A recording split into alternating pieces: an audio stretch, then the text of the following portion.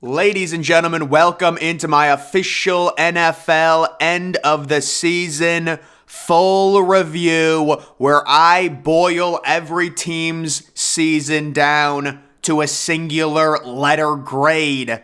And guys, this is a two-part series I'm doing starting with the AFC, going through every single team and giving you one grade on every team's season. We're going to start with the Buffalo Bills, who did finish 13-3. And guys, I'm just going to give them an A, just a regular A, not an A+, not an A-. Unbelievable year for Buffalo. That Cincinnati game getting canceled, obviously, that's a game that was pretty 50-50. But when you look at their 3 losses on the year, they were all by 3 points or less, and they had 1 loss in overtime. So this was a really dominant team. Josh Allen, I thought it was going to be an MVP type year for him. He's probably going to finish second or third. Really great dual threat. Stephon Diggs putting up good numbers, and the defense playing really well. Buffalo possibly going to that AFC Championship game in a neutral location. They are certainly a team that can make the Super Bowl. A lot of people think they're the second best team in the NFL. Great coaching. I give them just a regular A. For them to have earned an A+, to me, you got to go like 16-1 or like 17-0. That's an A+ to me. So I'm going to give them an A. Really good year. They certainly lived up to expectations. Next, we have the Miami Dolphins, who did make the playoffs. Guys, I'm giving the Dolphins a B. Just a plain old, 85% B. That's a grade you'll take, especially for me in algebra. I would have taken that 100 times out of 100. But this team, it's a sad story with the whole Tua Tagovailoa thing. The head injuries, they're no joke. That's the one thing the NFL wants to take out of football. So it looks like they're going into the playoffs with either Skylar Thompson or Teddy Bridgewater. I loved what Miami did. Really going for it and surrounding Tua with legitimate weapons, allowing him to thrive, investing a top 10 pick in Jalen Waddle, trading a first-round pick for Tyreek Hill. Love what Miami did. The reason they get a B, it's just the unfortunate second half of the season. Tua wasn't great. Then he got injured again with another head injury. So overall, I do give them a solid B because I like what they did with a first-year head coach and really Tua showing his potential as a possible franchise QB. Also, the other thing I have an issue with is just the running game or lack thereof. Really inconsistent. You take a look at their leading rusher throughout most of the season. They would have games where they would have 30 yards, 120 yards, 20 yards, just a really inconsistent running game. I think they need a legit running back that they can rely on. That's the only missing piece in their offense, because I do like the receivers and Mike Gesicki. As long as they get Tua back next year, they should be a team that could be a wild card, potential. It's unfortunate the Bills with Josh Allen are in their division. That makes it very hard to win that. But I give them a solid B. Moving on to the New England Patriots, they finished off the year 8-9 and were eliminated from the playoffs in week number 18, the last week of the regular season. I give them a C. Very average grade. If you asked me at the beginning of the season, what did I think the Patriots would do this year? I would have said 9-8, maybe 8-9. And that's exactly what they did. So they get a C. Mac Jones overall, it was a disappointing second year, especially after a very promising rookie season. But it's not like he's working with crazy elite talent. Jacoby Myers is decent. Devontae Parker is a solid 3 in the NFL. But in terms of, a legitimate number 1 wide receiver, that offense is really missing that. Mac Jones is really missing it. They're always going to have a solid defense. They use the defense to win a lot of games throughout the middle of the season. Having games, back-to-back games against Indianapolis and New York. They allowed 3 points in each of them. So really, Bill Belichick, Matthew Judon having a great year, almost leading the league in sacks. Shout out to him. And really a few good, young, promising cornerbacks. I give New England a C. It is what it is, pretty expectable. And then going on to the New York Jets, I'm going to give them a B-. So guys, I'm sure a lot of people will actually give the Jets, who finished 7-10, an A. And I understand. You look at the rookie class, you look at Sauce Gardner winning Defensive Rookie of the Year probably, Garrett Wilson, 1,100 yards. Guys, my biggest problem is the total bust that it looks like Zach Wilson is turning out to be. You're talking about a guy drafted 2nd overall just a year and a half ago, or almost 2 years ago now. Looks like he's headed to the free agency list, and it looks like he's headed to the unemployment line. There's rumors they might cut him. It looks like that's a marriage that could be coming to an end already. They just don't have a quarterback answer right now. But Breece Hall, I loved him in college. I loved him in the draft process, and he proved me right 100% by having great games. The injury is unfortunate, but he's young. He should be able to come back from that fine. Overall, the Jets have really built a nice nucleus, but it's going to come down to solving the quarterback riddle. Mike White, for as decent as a backup as he is, and he had some games there, back-to-back games where he had over 250 passing yards, 2 straight games where he had over 300 yards. He's a backup, and he's a solid backup, but he's a backup. And it's important to note, and you see the losing streak that they did end up going on with Mike White getting banged up, switching to Zachary Wilson, switching to Joe Flacco at the end of the season, and losing to a Miami team that needed to win to make the playoffs. So overall, a really nice young nucleus. The reason I can't give the Jets anything better than a B- is because Zach Wilson is trending on being a bust, and that's a guy you invested the number 2 overall pick 2 drafts ago. That's a tough pill to swallow, but Garrett Wilson, Breece Hall, Sauce Gardner, they're building something there for the Jets. So that is the AFC East. Next, we're moving on to the AFC North, and the Cincinnati Bengals finishing 12-4. Guys, Cincinnati, I'm giving an A-. I completely applaud the Bengals after all of their very close playoff wins last year, making the Super Bowl, having sky-high expectations. They were able to come back after losing 2 games. Week 1 against Pittsburgh at home, Joe Burrow throwing the crazy 4 interceptions or whatever it is, and they finished the way they finished at 12-4. They have a franchise quarterback. They have a top 5 quarterback in Joe Burrow. Joe Mixon, really good running back. Jamar Chase, superstar receiver. How about T. Higgins developing this year into a legitimate 1B option behind Jamar Chase's 1A? Those are 2 number 1 receivers in the NFL as far as I'm concerned. Cincinnati has some things. They play team defense. They're good enough. They're going into the playoffs. I really cannot say enough good things about the way Cincinnati was able to come back after, in my opinion, probably creating too high expectations this year, and they absolutely, were able to surpass them at 12-4, in my opinion, winning the AFC North pretty easily and finishing the season strong, beating Baltimore there. So I give them an A-. Next, we have the Baltimore Ravens. So with the Ravens, I'm giving them a C+. The Ravens have a ridiculously good team defense just in general. Like, they have maybe the best team defense in the NFL, where the sum of the parts is so much greater than any individual player on defense. They play so well.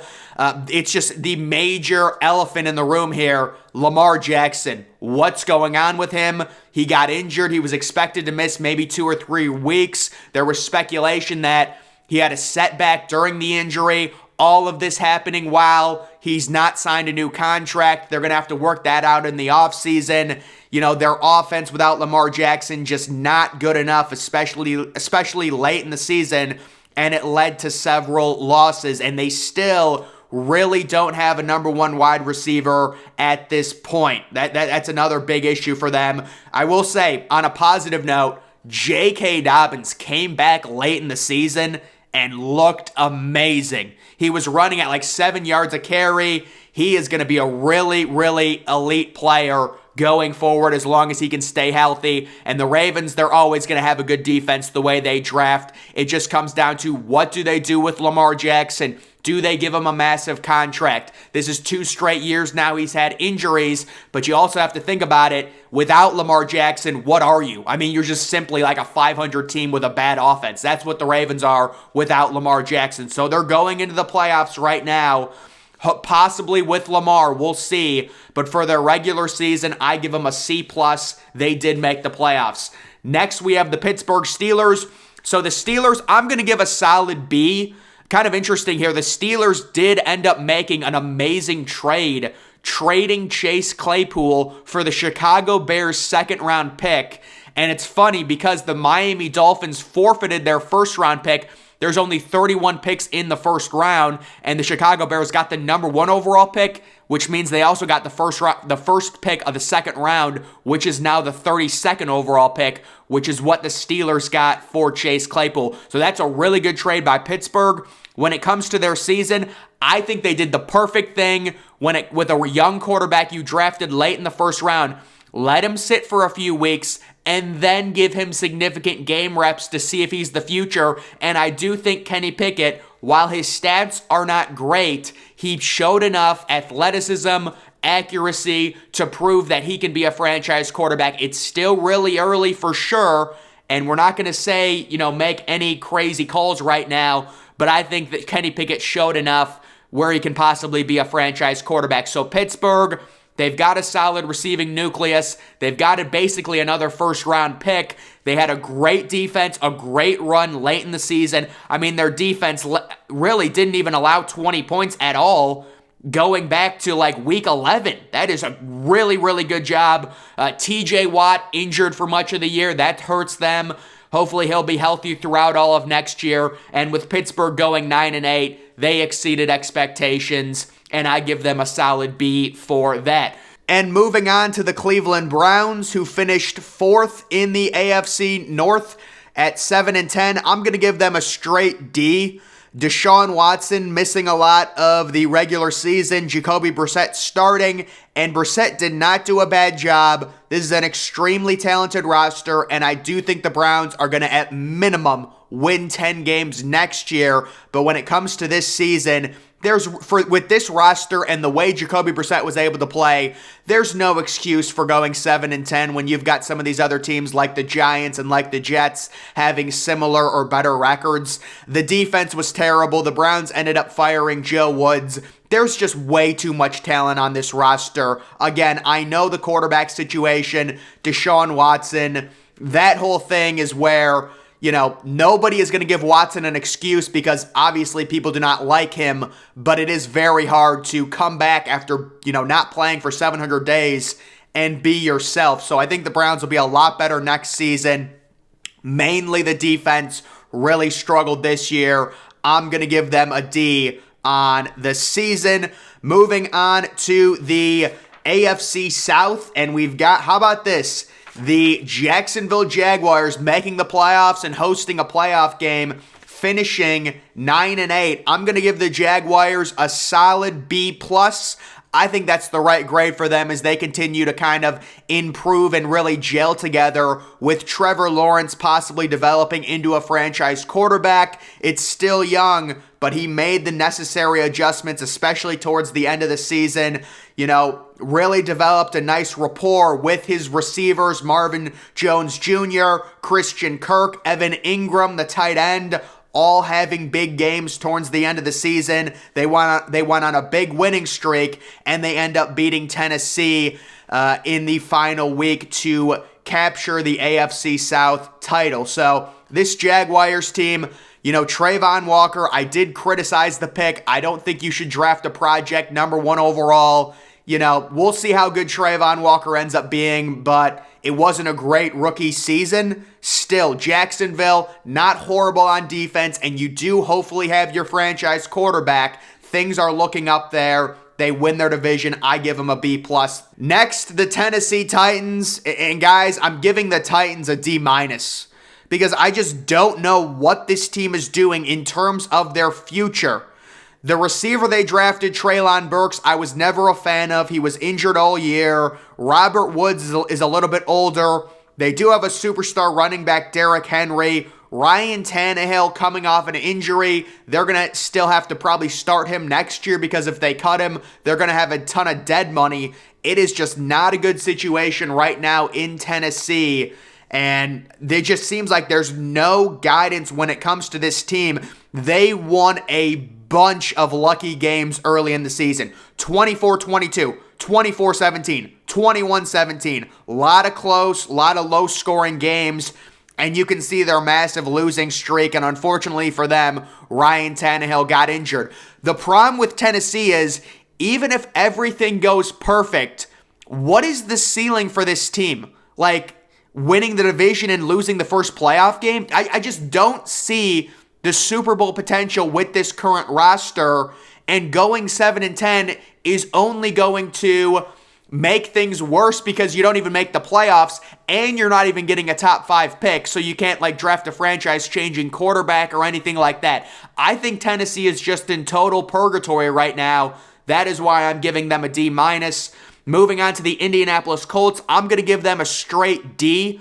I think what Indianapolis did, firing Frank Reich and going to Jeff Saturday, which basically signaled full tank mode, was beautiful. That is exactly what you should do. You realize your team's going nowhere. The Indianapolis Colts have done this for 3 straight years now, where they take these retread quarterbacks, Phillip Rivers, Carson Wentz, and this year Matt Ryan. You go nowhere, and at least in the middle of the season, they said, listen, we're not going to deal with Frank Reich trying to go try hard, win 3 or 4 meaningless games, save his job, and in essence, kill our chances at getting Bryce Young or CJ Stroud.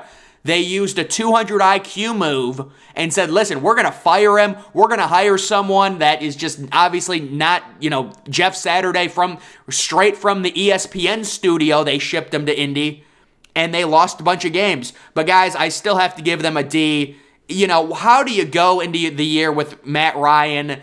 It's a good roster, and obviously you should be way better than 4-12-1, which is what they finished. So, they get a D, but I will say I do like their tanking strategy when they fired Frank Reich. Moving on to the Houston Texans, they get a straight F from me. So not only did they, try and tank, but they ended up ruining their own tank by winning the last game of the regular season.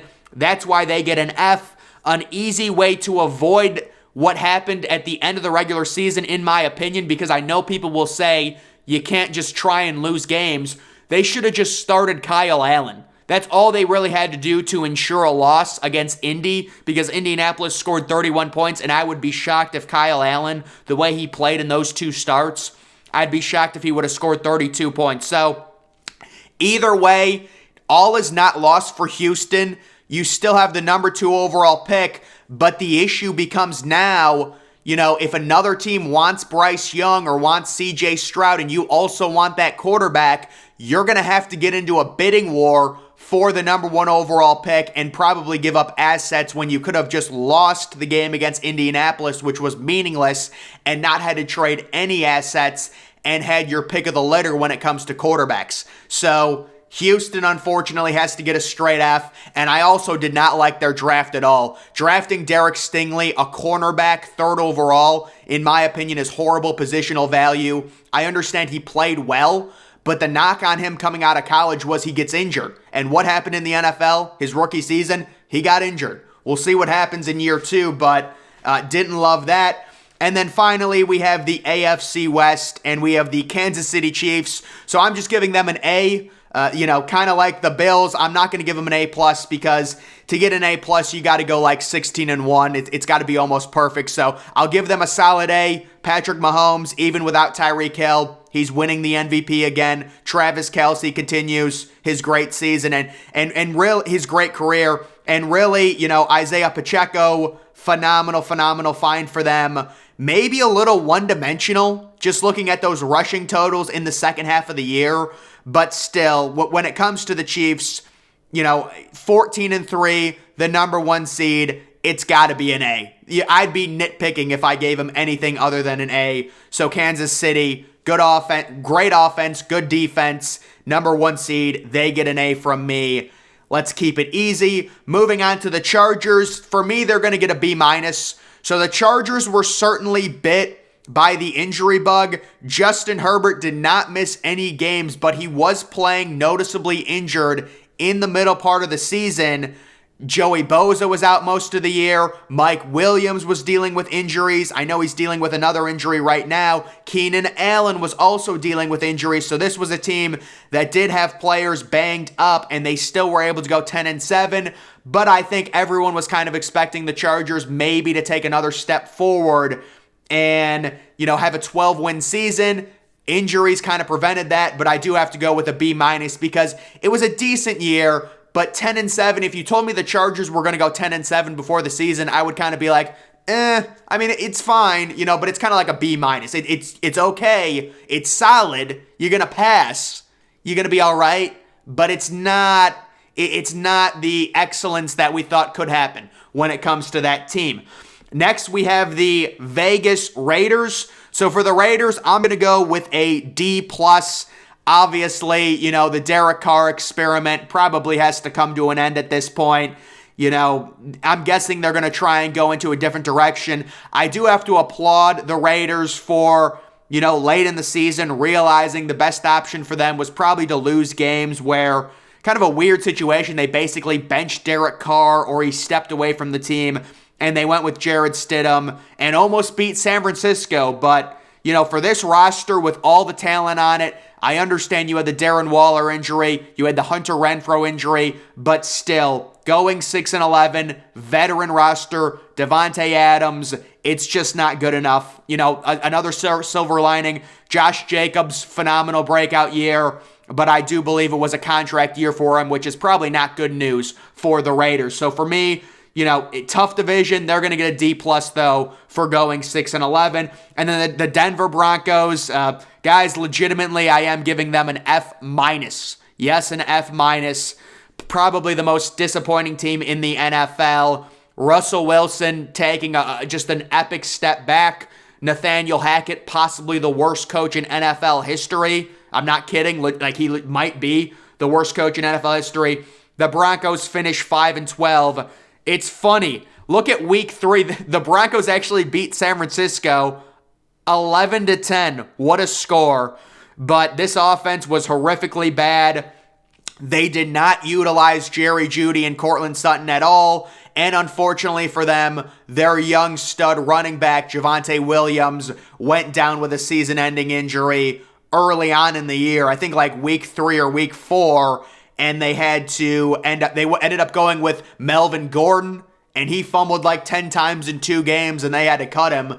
So, guys, just an absolute cluster for the Denver Broncos this year. To make matters worse, they don't even own their first-round pick. So it has to be an F- for the Broncos. They're going to try and get a really good coach, and maybe Russell Wilson can be coaxed back to life. He was showing a few signs maybe late in the season, but overall it was a terrible year. So for the AFC, those are my final season grades, regular season grades for every single team. I'll do the NFC in another video, but guys, that's going to do it for this one. Make sure you're following me on Twitter. Link to that's always in the description. I'm, of course, the Depressed Ginger. Thank you for watching.